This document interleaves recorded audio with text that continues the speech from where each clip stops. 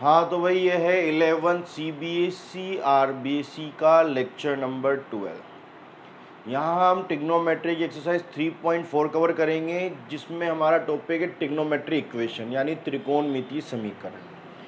जब भी इक्वेशन यानी समीकरण को सॉल्व करने के लिए कहता है तो उसके अंदर आने वाला चर यानी वेरिएबल का मान निकालना होता है। जैसे ये एक फर्स्ट क्वेश्चन है, इसमें वेरिएबल चर है हमारे पास x, उसका मान निकालना है। चूँकि ये त्रिकोणमितीय है तो यहाँ सिंगल आंसर नहीं होते, यहाँ दो तरह के आंसर होते हैं। एक तो होते हैं प्रथम मुख्य हल, एक तो मुख्य हल होंगे जिन्हें हम बोलते हैं प्रिंसिपल सॉल्यूशन, और एक होते हैं व्यापक हल जिन्हें हम बोलते हैं जनरल सॉल्यूशन। क्लियर? तो आपको यहाँ दोनों निकालने हैं इस क्वेश्चन में। तो 1 से लेकर 4 तक क्वेश्चन सेम है। तो मैंने यहाँ फॉर्मेलिटी के लिए फर्स्ट क्वेश्चन लिखा है एक्सरसाइज का, 10x = √3। अब आपको पहले पता करना पड़ेगा अल्फ़ा बीटा कहाँ है। कल मैंने आपको थ्योरी में लिखाया था अल्फ़ा प्रथम मुख्य हल, फर्स्ट प्रिंसिपल सॉल्यूशन, बीटा द्वितीय मुख्य हल, सेकंड प्रिंसिपल सॉल्यूशन। इनका कोई फिक्स फॉर्मूला नहीं है, ये क्वाड्रेंट के अकॉर्डिंग आते हैं। तो इनमें से कोई सा फॉर्मूला लग सकता है, हमें क्वाड्रेंट चेक करना पड़ेगा। और जनरल सॉल्यूशन व्यापक हल के लिए फॉर्मूले आए थे हमारे पास जो आपको लर्न होने चाहिए थे। तो मुझे आपको जब सबसे पहले मुख्य हल निकालना है यानी प्रिंसिपल सॉल्यूशन, तो मुझे क्वाड्रेंट पता होना चाहिए। तो ये 10x का ही का है प्लस का, तो आप देखो 10x प्लस का कौन कौन से क्वाड्रेंट में होता है, तो आपका x बिलोंग्स टू उसी में आएगा। तो अगर मैं ASTC रूल की बात करूं तो एक तो यहाँ प्लस का मिलेगा मेरे को 10, एक 10 यहाँ प्लस का मिलेगा। ए में तो ऑल पॉजिटिव तो सब प्लस के मिलते हैं, और एक T4 10 पॉजिटिव। तो 10 प्लस का कहाँ कहाँ मिला मेरे को, एक तो फर्स्ट क्वाड्रेंट में और एक थर्ड क्वाड्रेंट में। क्लियर? तो ये आगे वाला मुझे देता है अल्फा, ये लिखना नहीं है आपके समझने के लिए, और ये देता है मेरे को बीटा। अब अल्फा कौन से क्वाड्रेंट में, फर्स्ट, तो आपको डायरेक्ट थीटा मिल जाएगा। बीटा कौन से क्वाड्रेंट में है, थर्ड, तो पाई प्लस थीटा से मिलेगा। इसको अगर अपन सोल्व करें तो प्रथम मुख्य हल अल्फा = थीटा, तो ये किसकी वैल्यू है, तो मेरे को टेन थीटा पहले निकाल लेना चाहिए, पहले निकाल देता हूँ। चलो 10x = 10, तो 10 में किसकी वैल्यू √3 होती है, 60 डिग्री की, 60 की, 60 यानी π/3। और आपको क्वेश्चन करने से पहले एक लाइन लिखनी पड़ेगी, वो है आपके tan थीटा = √3। तो tan थीटा = 10 π/3, तो थीटा = π/3। क्लियर? याद रखो मैंने x की जगह क्या लिखा है, थीटा। हमें x से कोई मतलब नहीं है, थीटा निकालना है। थीटा कौन से क्वाड्रेंट में होता है, फर्स्ट, और फर्स्ट क्वाड्रेंट में हर एक वैल्यू क्या होती है, पॉजिटिव। तो यहाँ चाहे प्लस दे रखा हो या माइनस, मुझे क्या लेना है, प्लस। जब तक मैं प्लस की वैल्यू नहीं लूँगा मुझे थीटा सही नहीं मिलेगा, क्योंकि थीटा मतलब एक्यूट एंगल न्यून कोण। तो एक्यूट एंगल और न्यून कोण किस में आते हैं, फर्स्ट क्वाड्रेंट में, जो सब पॉजिटिव होते हैं। और देखो इस थीटा के बिना आपका एक भी फॉर्मूला नहीं लग रहा, तो थीटा निकालने के लिए क्या करना पड़ेगा आपको, इस एक्स की जगह थीटा लिखना पड़ेगा और वैल्यू प्लस की लेनी पड़ेगी, तो आपको थीटा मिल जाता है। फर्स्ट क्वेश्चन में इसलिए पता नहीं चल रहा है क्योंकि दोनों ही प्लस के हैं, जहाँ माइनस का होगा वहाँ पता चलेगा आपको। तो आपको एक तो चाहिए प्रथम मुख्य हल अल्फा, जिसका फॉर्मूला कितना है, थीटा, और थीटा की वैल्यू कितनी आ गई, π/3, क्योंकि अल्फा फर्स्ट क्वाड्रेंट में। ऐसे ही ये तो हो गया आपके फर्स्ट प्रिंसिपल सॉल्यूशन। ऐसे ही द्वितीय मुख्य हल,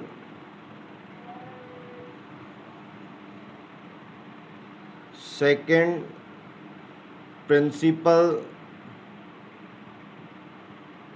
सॉल्यूशन, वो होता है हमारे लिए बीटा। और बीटा कौन से क्वाड्रेंट में आ रहा है, थर्ड, और थर्ड क्वाड्रेंट में क्या फॉर्मूला होता है, पाई प्लस थीटा। तो इसका फॉर्मूला बनेगा आपके पाई प्लस थीटा। ये पाई और थीटा की वैल्यू आपने निकाली कितनी, π/3। एलसीएम लेंगे तो कितना आएगा 4π/3। तो बीटा की वैल्यू आ गई आपके पास 4π/3। 4π/3 आपके बीटा की वैल्यू आ गई। तो ये लो आपके मुख्य हल तो आ गए, लेकिन उसके लिए क्या जरूरी है, थीटा निकालना जरूरी है। तो थीटा कौन सा क्वाड्रेंट, मतलब फर्स्ट क्वाड्रेंट, और फर्स्ट में सब पॉजिटिव। तो आप इस एक्स को हटा के क्या लिख देते हो, थीटा। इधर प्लस हो या माइनस हो हमें कोई फ़र्क नहीं पड़ता, हम तो प्लस की वैल्यू लेंगे। प्लस की वैल्यू लेते हैं तो ही थीटा मिलता है, और थीटा मिलेगा तो ही आपके फॉर्मूले काम आएंगे, अदरवाइज सारे फॉर्मूले बेकार हैं आपके। तो आपको याद होना चाहिए कि आपको फर्स्ट लाइन में टेन थीटा एज्यूम करना है और थीटा की वैल्यू निकालनी है। अब आपको निकालना है व्यापक हल, यानी कि जनरल सॉल्यूशन। आपका क्वेश्चन क्या था, 10x = √3, ये था आपका क्वेश्चन। अब मैं आपको बता दूं, यहाँ पे आपके लिखा जाता है टेन थीटा तो टेन अल्फा, और अल्फा क्या था, प्रथम मुख्य हल, फर्स्ट प्रिंसिपल सॉल्यूशन लिखा जाता है। तो इधर तो 10x सही है और इधर 10 अल्फा। याद रखना मैं 10 अल्फा लिख रहा हूँ, तो अल्फा की वैल्यू कितनी है, π/3। फिर भी बहुत से बच्चे क्या याद रखते हैं, सर ने यहाँ थीटा लिखा है। अरे थीटा नहीं लिखा, मैंने तो अल्फा लिखा है। वो तो बदकिस्मती से अल्फा बराबर क्या है, थीटा। तो आपको ऐसा भ्रम हो सकता है कि मैंने थीटा लिखा है, लेकिन थीटा क्यों लिखूंगा मैं, मेरी थ्योरी में आता ही कौन है, इधर थीटा चलेगा तो इधर अल्फा आएगा। अल्फा क्या होता है, प्रथम मुख्य हल, फर्स्ट प्रिंसिपल सॉल्यूशन।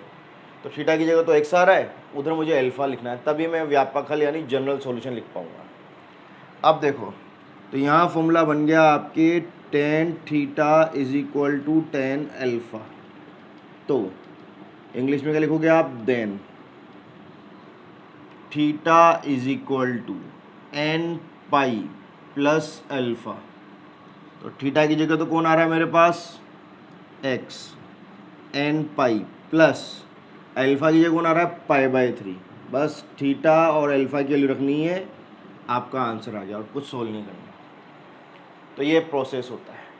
तो इस प्रोसेस में सबसे पहले क्या निकालना होता है, टेन थीटा। थीटा नहीं निकालोगे तो कोई फॉर्मूला कैसे लगाओगे, सारे फॉर्मूले इसी पे डिपेंड है। तो कीजिए नोट डाउन।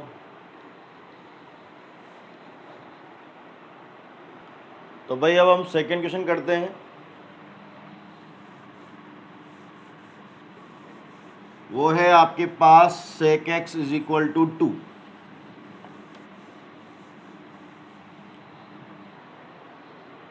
वही प्लस का ही है, sec x = 2, sec प्लस में आ रहा है। तो कौन कौन से क्वाड्रेंट में sec प्लस का होता है, एक तो फर्स्ट क्वाड्रेंट और एक फोर्थ क्वाड्रेंट।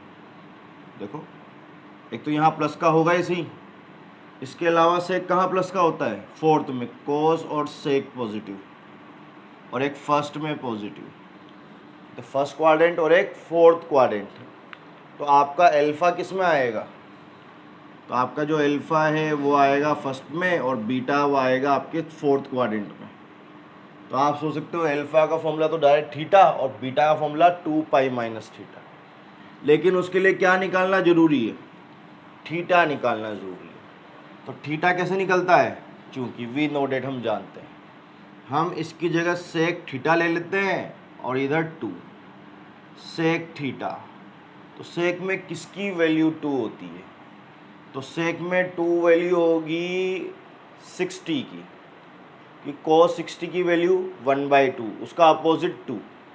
तो ये सेक 60 की, ठीक। तो थीटा कितना आ गया, 60, यानी कितना, π/3। भाई एक तरीका तो ये है,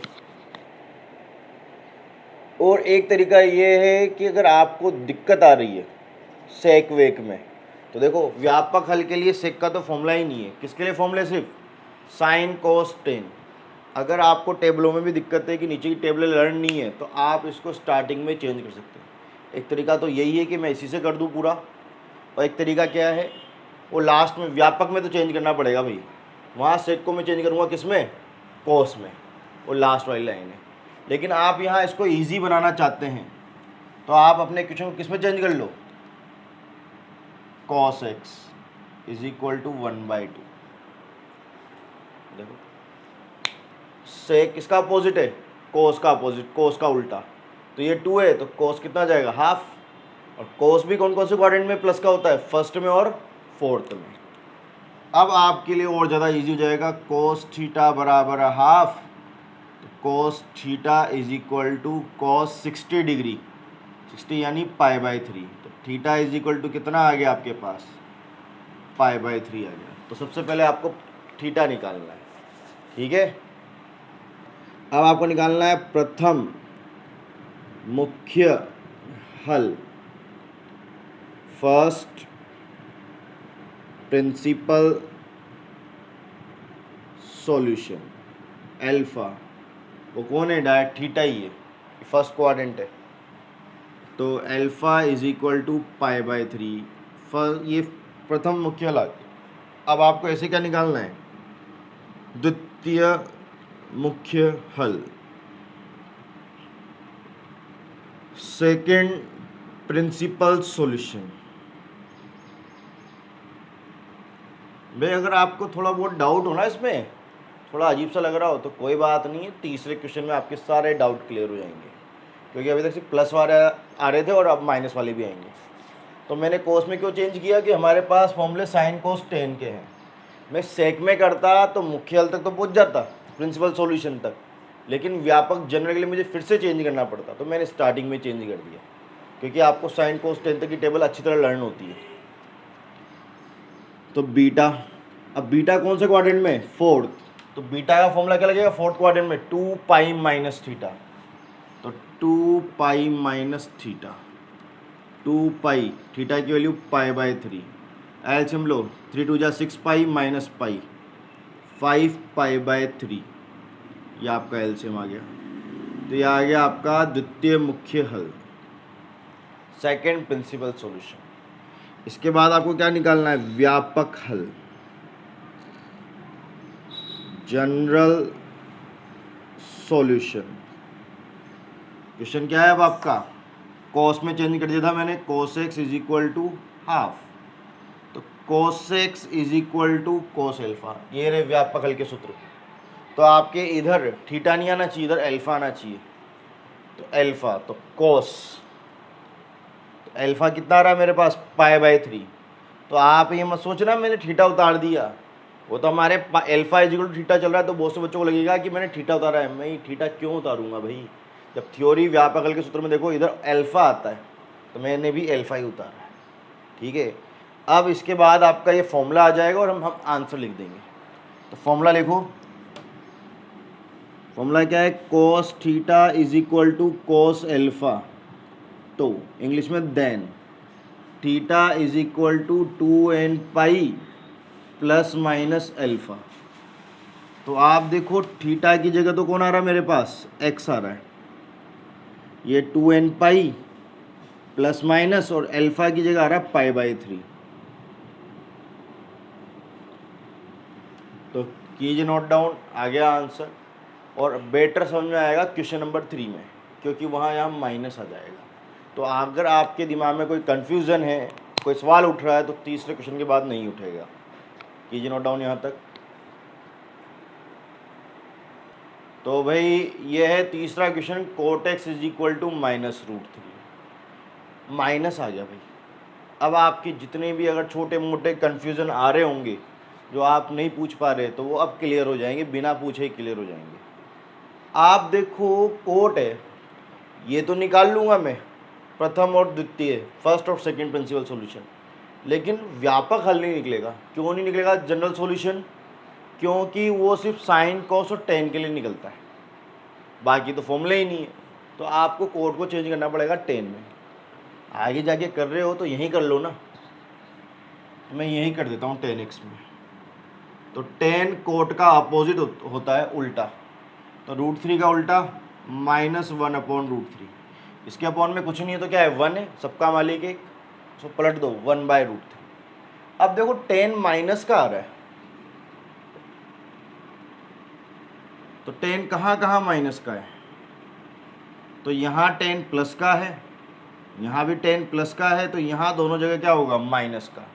तो 10 माइनस का है, एक तो कौन से क्वाड्रेंट में, सेकंड में, और एक कौन से क्वाड्रेंट में, थर्ड, फोर्थ में।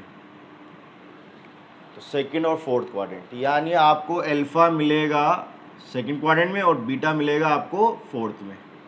तो अब alpha is equal to theta नहीं है, देखो अब अल्फा का फॉर्मूला कितना हो गया, पाई माइनस थीटा, और बीटा का फॉर्मूला कितना हो गया, 2 पाई माइनस थीटा।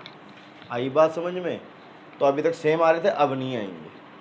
अब सबसे खास बात, पहले लाइन में करेक्शन, क्योंकि tan theta is equal to 1/√3। आप सोचोगे सर ने चलते चलते माइनस को प्लस कैसे बना दिया, मैंने कोई जादू नहीं किया।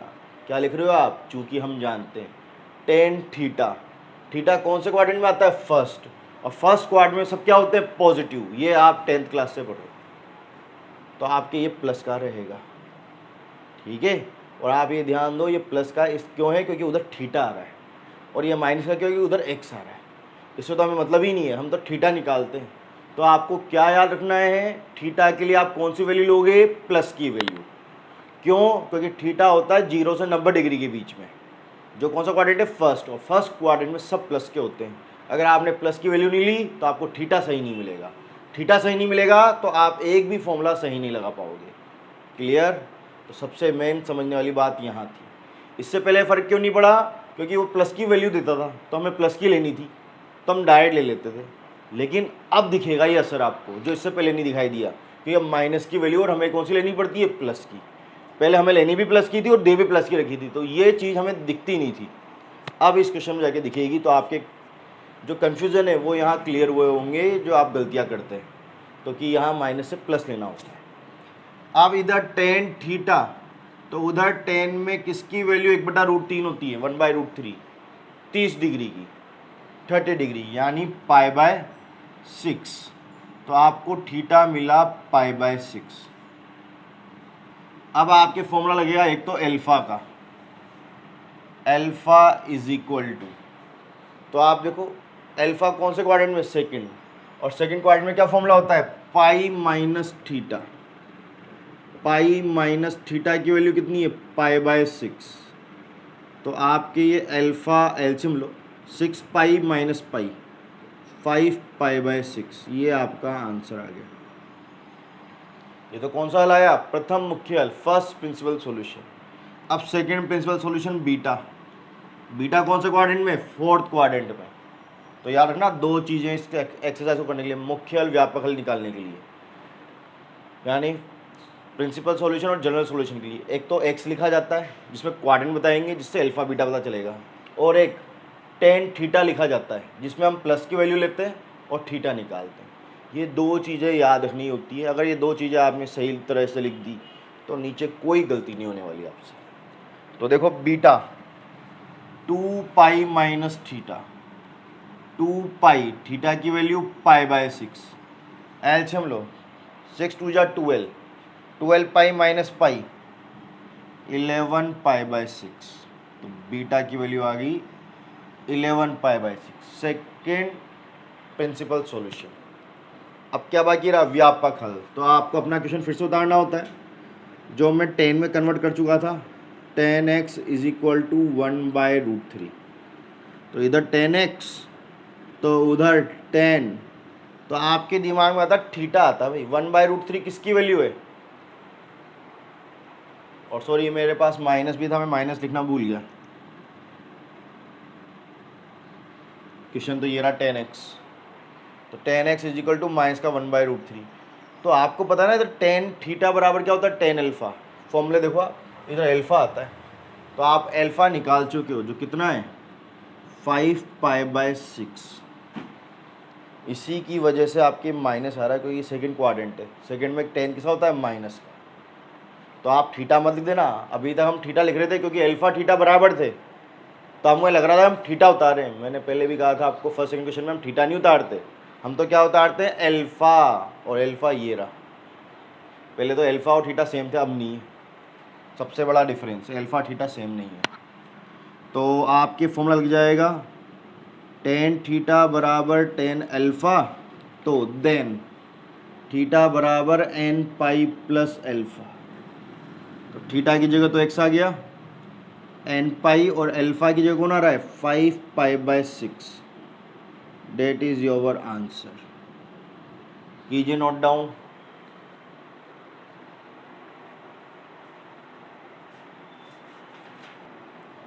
तो भाई ये फोर्थ क्वेश्चन है। आप चाहें तो पहले आप ट्राई करें और उसके बाद क्रॉस चेक करें, ठीक है। तो चलो मैं कराता हूँ आपको। तो देखो इस क्वेश्चन में कोसेक है भाई, मैं मुख्य हल तो निकाल लूँगा प्रिंसिपल सॉल्यूशन, लेकिन इसके लिए तो मुझे चेंज करना पड़ेगा ना। तो मैं पूरे क्वेश्चन को चेंज कर देता हूँ पहले ही, ताकि सब कुछ सेम वे में चले। कोसेक का उल्टा sine X is equal to -2 का उल्टा हाफ। साइन माइनस का है तो कहाँ कहाँ साइन माइनस का होता है, तो यहाँ प्लस का होता है, यहाँ प्लस का होता है साइन, और यहाँ दोनों में माइनस का होता है साइन। मैं साइन की बात कर रहा हूँ तो फर्स्ट सेकंड में प्लस का, थर्ड और फोर्थ में साइन माइनस का। तो जो आपका एक्स है वो एक तो आएगा थर्ड क्वाड्रेंट में, एक आएगा फोर्थ में। तो अल्फ़ा जो मिलेगा आपको थर्ड में, बीटा जो मिलेगा आपको फोर्थ में मिलेगा। यानी अल्फ़ा का फॉर्मूला थर्ड क्वाड्रेंट के अकॉर्डिंग पाई प्लस थीटा, और बीटा का 2 पाई माइनस थीटा। इनके क्या फॉर्मूले फिक्स नहीं होते, इसलिए चार्ट याद रखना पड़ता है। और आपको सबसे पहले निकालना पड़ेगा थीटा, तो थीटा के लिए, थीटा के बिना आपका कोई सा भी फॉर्मूला नहीं लगेगा। और थीटा के लिए क्या जरूरी है, प्लस की वैल्यू। प्लस है तो अच्छी बात है, और माइनस है तो हम प्लस बना देंगे उसको, कि मैं थीटा लिख रहा हूँ यहाँ पे। अब इधर साइन थीटा, तो साइन में किसकी वैल्यू हाफ होती है 30 डिग्री। 30 को क्या लिखता हूँ रेडियन में, पाई/6। अब आप 11th में आगे हो तो डिग्री से ज़्यादा आपको रेडियन यूज़ करना है। तो थीटा की वैल्यू कितनी आ चुकी है पाई/6। तो थीटा तो आ गया आपके पास। आपको निकालना है प्रथम मुख्य हल अल्फ़ा। क्या है फॉर्मूला इसका, pi plus theta, pi plus पाई/6। एलसीएम लोगे तो 7 पाई/6। नीचे लिख देता हूँ इसके अल्फ़ा, तो अल्फ़ा इज इक्वल टू 7 पाई/6। ये लो भाई आपका आंसर आ गया। ऐसे ही आपको निकालना है बीटा। बीटा कौन सा क्वाड्रेंट, फोर्थ में, जिसका formula 2 pi minus theta, 2 pi minus पाई/6, 12 पाई माइनस पाई, 11 पाई/6। ये आपके बीटा आ गया। व्यापक हल के लिए क्वेश्चन को फिर से लिखो। तो क्वेश्चन क्या है, sine X is equal to -12। ठीक है, तो आपके ये sine X is equal to sine alpha लिखा जाता है। तो अल्फ़ा की वैल्यू कितनी आ रही है 7 पाई/6, और आपका फॉर्मूला लिख दिया जाता है साइन थीटा बराबर साइन अल्फ़ा। तो then theta is equal to 2n+1, नहीं इसका ये नहीं है, इसका है n पाई प्लस -1 की पावर n अल्फ़ा। तो थीटा की जगह x, n पाई प्लस -1 की पावर n, अल्फ़ा की वैल्यू 7 पाई/6। ये आपका आंसर आ गया। तो थोड़ा आप ध्यान रखिएगा, मुश्किल तो नहीं लग रहे होंगे, आपके आंसर आगे होंगे। जबकि ये एक्सरसाइज सबसे हार्ड मानी जाती है ट्रिग्नोमेट्री की। हमारे पास अगर कहीं उससे बच्चा डेमो लेके आता है तो उससे हमेशा 3.4 एक्सरसाइज में दिक्कत होती है। भाई इससे पहले वालों में तो क्या प्रॉब्लम होती है, क्वेश्चन में प्रॉब्लम कम होती है, उसे प्रॉब्लम होती है फॉर्मूले लर्न नहीं हो रहे, जिसके लिए मैंने आपको ट्रिक सिखा दी थी। और सबसे ज़्यादा प्रॉब्लम इसमें आती है अगर आपका ये लिखने का पैटर्न सही नहीं है। अगर आपने थीटा नहीं निकाला और ये नहीं लिखा तो आप नीचे का भी नहीं लिख पाओगे। और एग्जाम्पलों में ये निकाल के दिखाई नहीं रखा, उसने माइंड में कर रखा है, वो डायरेक्ट ये दोनों निकालता है और ये निकालता है। तो बच्चा कंफ्यूज होता है, थीटा की जगह कई बार अल्फ़ा लिख देता है, और अल्फ़ा लिखते ही कुछ क्वेश्चन तो सही हो जाते हैं और कुछ क्वेश्चन गलत हो जाते हैं, तो वहाँ उनसे गलतियाँ ज़्यादा हो जाती है। तो आप मेरे वाले पैटर्न से करोगे तो आपसे कभी कोई गलती नहीं होने वाली इनसे, और ये आपको एक्सरसाइज ईजी लगेगी। तो आज के लिए इतना ही, बचे 5 क्वेश्चन हम नेक्स्ट वीडियो में करेंगे।